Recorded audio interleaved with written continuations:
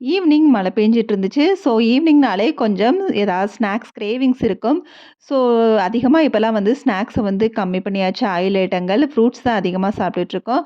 So இன்னைக்கு வந்து ஏதாவது வந்து சூடா செஞ்சு சாப்பிடலான்னு தோணுச்சு. ஸோ சமோசா செஞ்சு ரொம்ப நாள் ஆச்சு.